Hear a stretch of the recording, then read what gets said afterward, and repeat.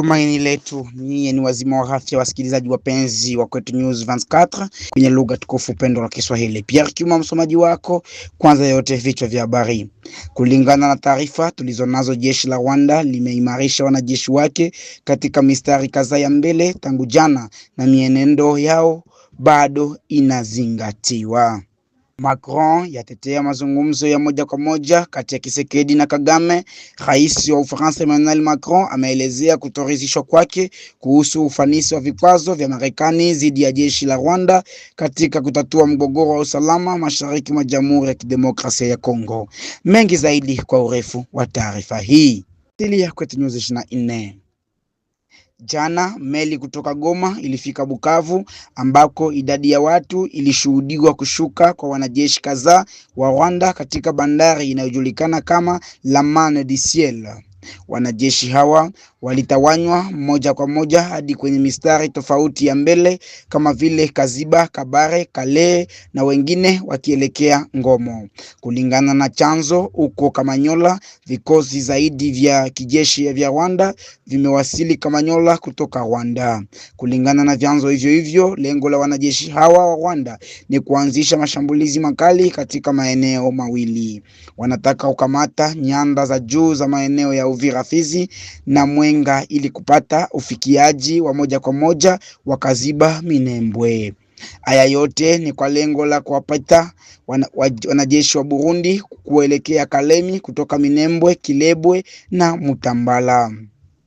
Kwa kuwa uwepo wao katika eneo la Uvira unasumbua sana taifa la Burundi, wameamua kuanzisha mashambulizi makali kuelekea Bunyakiri na Walikale ili kupata ufikiaji wa jimbo la Maniema na Kisangani. Kulingana na vyanzo hivyo, helikopta ya jeshi la Rwanda ilitoa Kaziba ikiwa na risasi na vifaa vingine vya kijeshi siku ya Ijumaa Mei 15 mwaka 2026. Kumbuka, mamlaka ya Kinshasa lazima yachukuliwe kwa uzito uhamisho huu wa wanajeshi wa Rwanda katika maeneo haya tofauti. Rais wa Ufaransa Emmanuel Macron ameelezea kutoridhishwa kwake kuhusu ufanisi wa vikwazo vya Marekani dhidi ya jeshi la Rwanda katika kutatua mgogoro wa usalama mashariki mwa Jamhuri ya Kidemokrasia ya Kongo.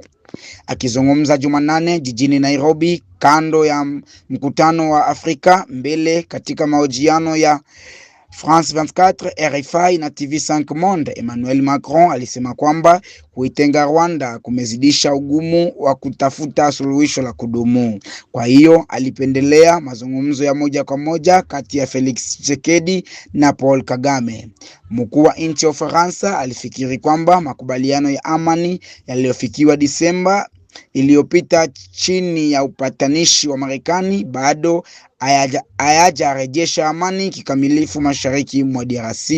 Kulingana naye, vikwazo vya pamoja dhidi ya Kigali vingetoa nafasi ndogo ya kuishawishi Rwanda kupitisha serikali ya ushirikiano. Emmanuel Macron pia alitetea mazungumzo mapana ya vikanda yanayohusisha Uganda na nchi zingine husika ili kukuza suluhisho la kudumu la kisiasa na usalama katika eneo la Maziwa Makuu. Serikali ya DRC yatangaza rasmi mlipuko wa 17 wa ugonjwa wa virusi vya Ebola katika maeneo ya afya ya Rwampara, Mongwalu na Bunia nchini Ivory Coast. Visa 8 vya matokeo chanya kati ya sampuli 13 zilizochunguzwa aina ya Bundibugyo. Visa 1026 tayari vimeripotiwa na visa 18 vimerekodiwa. Tujelekeze jimbo la Tanganyika, Kalemi.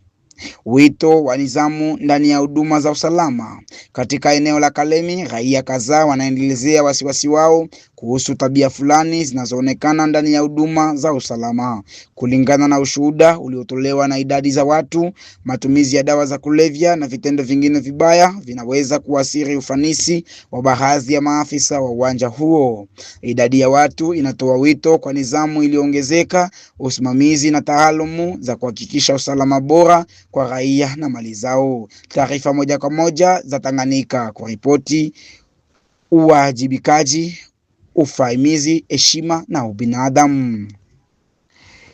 Makamu wa gavana na naibu wa mikoa wa Kivu Kusini wanaitwa haraka Kinshasa kwa mashauriano kufuatia gavana na rais wa bunge la mkoa. Sasa ni zamu ya mahakama wa gavana na manaibu wa mikoa wa Kivu Kusini kuitwa katika mji mkuu.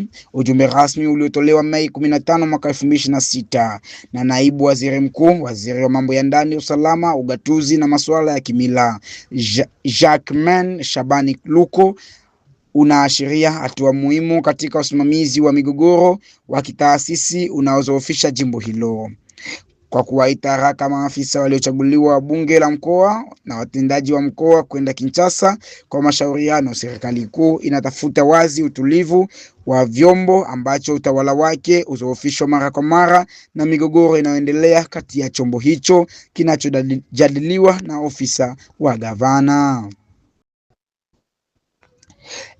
M23 vita Kivu Kusini. Rais William Samoei Ruto awaziaki DRC na Marekani katika makubaliano ya amani na Washington. Katikati ya kukwama kwa michakato ya amani ya kikanda, Rais wa Kenya William Ruto amehoji vikali ufanisi wa ushiriki wa Marekani katika mgogoro wa mashariki mwa Jamhuri ya Kidemokrasia ya Kongo, akishambulia moja kwa moja matokeo ya makubaliano ya Washington yanayoungwa mkono na Donald Trump. Mkuu wa nchi wa Kenya alionyesha kushindwa kwa mpango huu wa kidiplomasia, akibainisha kuwa uhasama ardhini unaendelea bila kuzuiliwa. Miezi 6 baada ya kuidhinishwa kwake, William Ruto sasa anatetea mabadiliko ya uongozi wa upatanishi kuelekea mamlaka ya kikanda, akidai kwamba Rwanda, Kenya, Tanzania na Burundi ndio wahusika pekee wanaoweza kuweka amani ya kudumu. Uchambuzi huu unategemea ukweli halisi. Tofauti na mataifa ya mbali, mataifa haya yanapata athari za kiuchumi. Swala la kufungwa kwa muda wa shughuli katika ziwa kuu la Tanganyika litakuwa mkazo wa kikao cha jumla kilichopangwa kufanyika Alhamisi Mei 21 mwaka huu katika bunge la mkoa wa Tanganyika. Waziri wa kilimo, uvuvi na ufugo wa mkoa na msemaji wa serikali Bwana Rafael Mpungwe Mulapi anatarajiwa kujibu swala kuhusu mambo ya sasa yaliyoanzishwa na Mheshimiwa Kabongo Boniface. Hili linahusu hatua za kusimamishwa uvuvi katika ziwa la Tanganyika, uamuzi ambao umezua mjadala mkali miongoni mwa umma na maafisa waliochaguliwa. Ameripoti Brett Kisimba. Serikali ya mkoa imetangaza kufungwa kwa shughuli za uvuvi katika ziwa la Tanganyika kwa kipindi cha miezi mitatu kuanzia Mei 15 hadi Agosti 15 mwaka huu. Uamuzi huu unaambatana na hati za kikanda ya nchi wanachama wa mamlaka ya ziwa Tanganyika inayolenga kuhifadhi rasilimali za uvuvi. Mheshimiwa Kabunda Frederick, mwakilishi aliyechaguliwa Moba, anakaribisha mpango huu wa ulinzi. Hata hivyo, anahimiza serikali kutekeleza hatua za usaidizi wa kazi wanaotegemea uvuvi na kwa ajili ya riziki zao.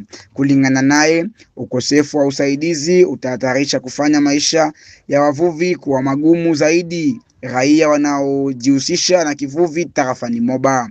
Katika mkataba ambao tayari umewekwa alama matokeo ya vita mashariki mwa DRC bila njia mbadala, hatua hii inaweza kuanzisha matatizo ya kijamii na kukosekana kwa usaidizi. Serikali inapaswa kuzingatia kuharakisha uamuzi huu, alisema. Brett Kisimba aliripoti taarifa hii. Mwisho wa taarifa yetu ya habari mchana wa leo. Pierre Kiuma alikusomea. Kennedy kupande wa ufundi. Kwetu News 24 inakutakia jioni njema. Asante.